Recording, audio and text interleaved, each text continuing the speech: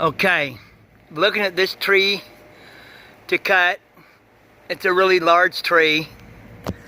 It's got some serious damage to it. Now some people would think about taking this tree down completely, and it does have some serious problems here.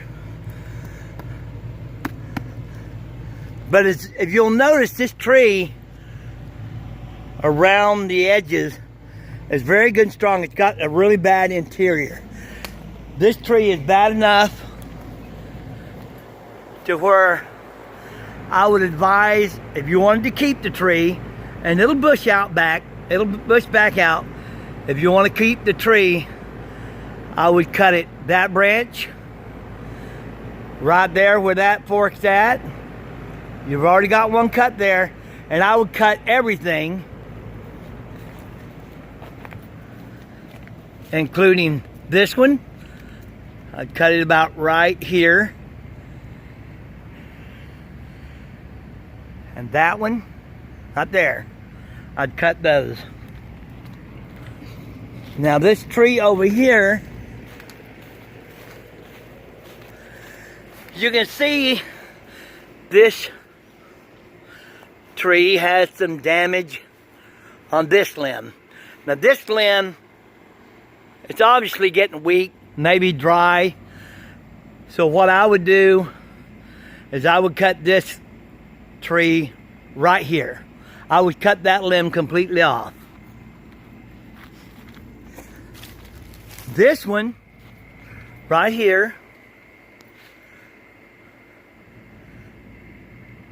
I wouldn't do a whole lot to it. I'd shave these outer limbs out, and I think that's all we need. Just shave it about 10-15 foot above the house. Now the redbud is leaning over the house.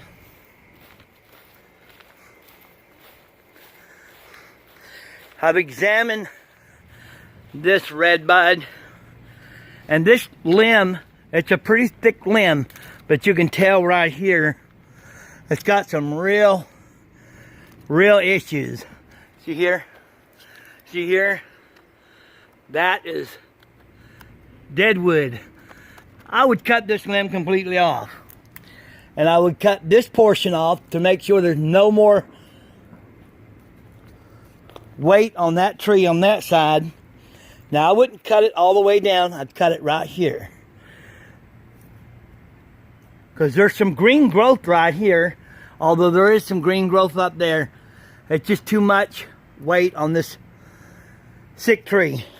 Now it does have a hollow place, but you see down there, right there, you can see some new growth, and that should be okay for this tree.